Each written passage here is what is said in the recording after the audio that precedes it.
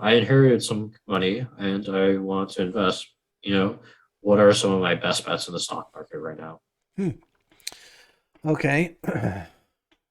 Well, obviously, it would help to know ages and risk tolerance and kind of, what people are looking at. But just in terms of generic category that I would be looking at right now, my favorite category is semiconductor stocks at this point in time.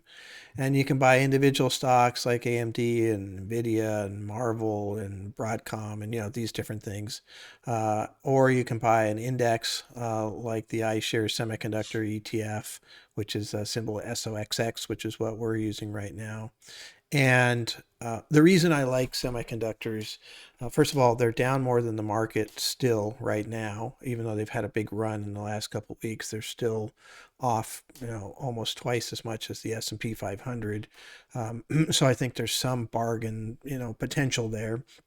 But more importantly, is just the demand picture for semiconductors is really unbelievable when you really read into what's going on. The world is digitizing at a very fast rate, requiring more and more semiconductors. There's only so many companies, actually. It's very difficult, high end labor, big, really high end plants with clean rooms in some cases, and those types of things to really make these things. And so, what we've read so far, for example, is that the semiconductors companies, for example, for 2022, have already sold out all of their capacity that they can make. If they could make more, they'd make more. That's a pretty good business to me.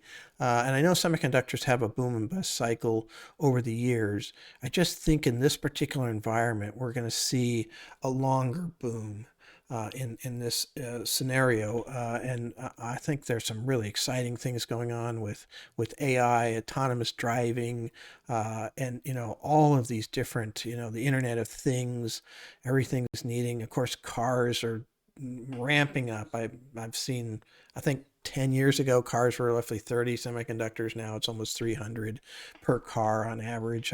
I'm making that up, but it's something along those lines. It was pretty dramatic, a chart that I saw some years ago. So I like that category. I think that there's some value there. Some of the companies are a little overpriced and some of them are underpriced, and there's different things that are going on. But if I had an inheritance and was going to buy something, that's what I would do. For me, it really depends on your entire portfolio. Because like usually for these kind of like more targeted things, they should be a smaller portion of your portfolio, and you also have to be actively managing it. Mhm. Um, if I was doing it and I just wanted something that was super simple and I could just kind of sit on it, Mhm. I think about just some very basic like market indexes, your VTIs, your VOOs, and something that if you just stick with it, you're not going to pay a lot of expenses with it, and it tends to go up with the market, and you're kind of just wanting your stuff to grow without really putting that.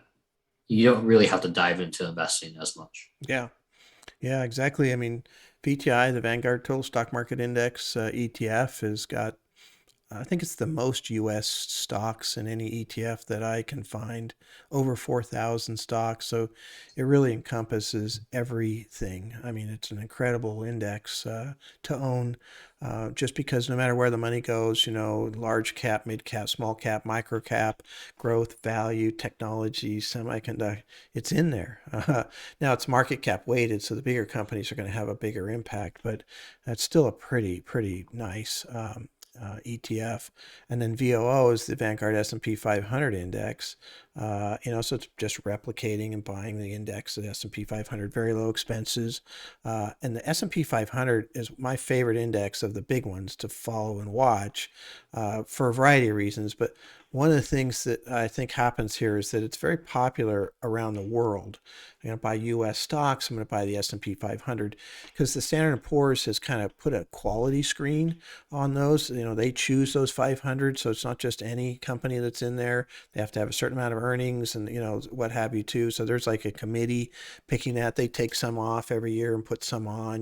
That's going on, and I think you get a nice diversification of a lot of different industries and a lot of different exposures. Mainly just large and some mid cap in that index, but yeah, those are really good indexes to own long term, I think you'd do quite well.